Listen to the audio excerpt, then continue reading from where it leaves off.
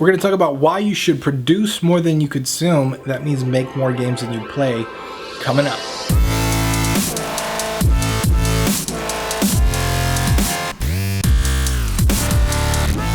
What's going on, guys? My name is Tim Roswick, and today I want to talk about something that I think is really, really cool, and it's a really cool concept, but a lot of people don't do it, and that's the idea of producing more than you consume. Now, for a long time, when I was a game developer, I was used to feel stupid. Like, I felt like I wasn't as good as other game developers because I didn't play a lot of games.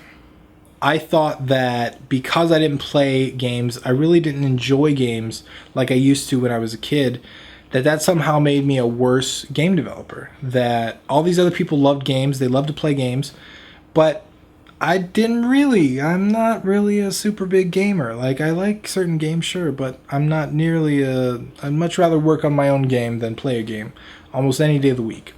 So for a long time, I thought I was broken, right? Like, I thought that was a bad thing to be. And then I started realizing that I was gaining skills that my friends weren't gaining. I was learning things my friends weren't learning. I was accelerating past some of my programmer friends fairly quickly.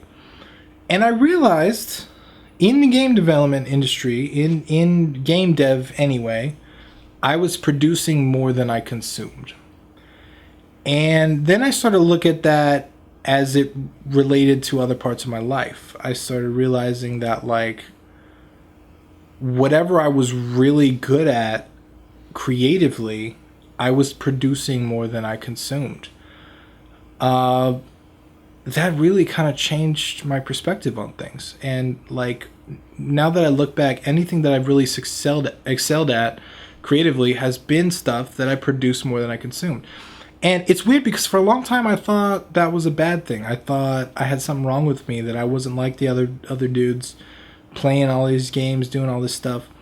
And I realized it's an advantage. It really is an advantage. And as an exercise for anyone that wants to get better at game development, anyone that wants to learn game development, they want to make great games, I would recommend that you produce more than you consume.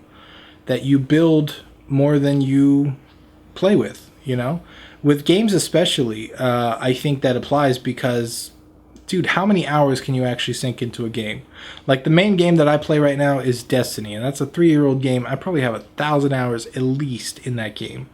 That's 1,000 hours I could have spent developing. Now, I don't look at it that way because I think downtime is productive, and I have fun. I hang out with people on Xbox. I interact with people. We have fun. We do raids and stuff. But, like, producing more than you consume has an advantage in the real world, and I think it has helped my programming, it's helped my development, it's helped build things because I look at myself more as a creator than a consumer. And I really like that, honestly. Looking back about myself, like, I really take pride in the fact that I was able to create usually more than I take in. And it's not to say you shouldn't take in stuff, right? It's not to say you shouldn't play a bunch of games. If you're making a platformer, it's not to say you shouldn't go play a few platformers, see how it works out, see how it runs.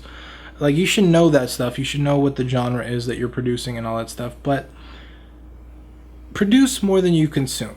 That's a good rule of thumb if you want to grow and you want to learn game development and you want to, like, keep moving on, keep moving up on the ladder. And a lot of people ask, what should I learn? When do I learn? Blah, blah, blah. How much time should I spend on this? Should I do it every day? Should I spend 4 hours a day? Whatever. I would just say produce more than you consume.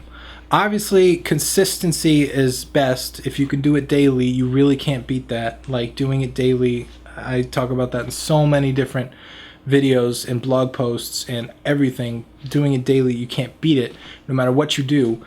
But seriously, try it. Produce more than you consume. Try it for a week. Try it for 30 days. See how it works out. See what you get done.